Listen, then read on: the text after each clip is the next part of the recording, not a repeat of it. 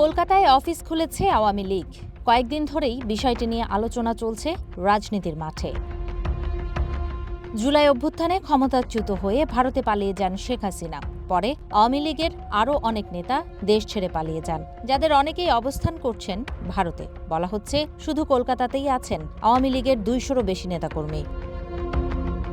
বিবিসির খবর বলছে ভারতে বসে দলীয় কার্যক্রম চালানোর জন্য এবার সেখানে অফিস খুলেছে আওয়ামী লীগ। দলীয় প্রতীক বা দলের প্রধানের ছবি না থাকলেও সেখানে আওয়ামী লীগ নেতাদের যাতায়াত রয়েছে। অন্তর্বর্তী সরকার আওয়ামী লীগের সব ধরনের কার্যক্রম নিষিদ্ধ করলেও সামাজিক মাধ্যমে দলটি এখনো সরব। এরকম বাস্তবতায় প্রধান উপদেষ্টার প্রেস সচিব শফিকুল আলম বললেন, আওয়ামী লীগ বিদেশে বসে বাংলাদেশের ভেতরে অস্থিরতা সৃষ্টির চেষ্টা করছে কি না বিষয়টি সরকারের নজরদারিতে আছে। আওয়ামী লীগ আপনি জানেন একটা তাদের কার্যক্রম ব্যান করা হয়েছে বাংলাদেশে।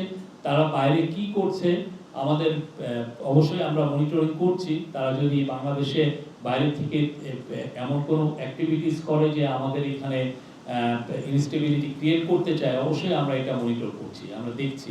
রবিবার বিকালে রাজধানীর ফরেন সার্ভিস একাডেমিতে সংবাদ সম্মেলনে শফিকুল আলম আরও জানান, সোমবার রাষ্ট্রীয় সফরে মালয়েশিয়ায় যাবেন প্রধান উপদেষ্টা। তিনি বলেন, 3 দিনের এই সফরে মালয়েশিয়ার সরকার প্রধানের সঙ্গে তার দ্বিপক্ষীয় এবং একান্ত বৈঠক হওয়ার কথা রয়েছে। আমাদের যে খনিজ জ্বালানি এবং খনিজ উপদেষ্টা, ওনার সাথে আলাদা পেট্রোনাসের চেয়ারম্যানের মিটিং হবে।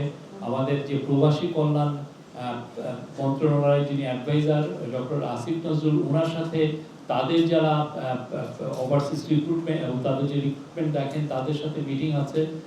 এছাড়া আমাদের বিডার যে এক্সিকিউটিভ চেয়ারম্যান আশিক চৌধুরী, উনি এই যে অনেকগুলো বিজনেস মিটের এই বিজনেস যে কনফারেন্স হবে সেখানে বক্তব্য রাখবেন।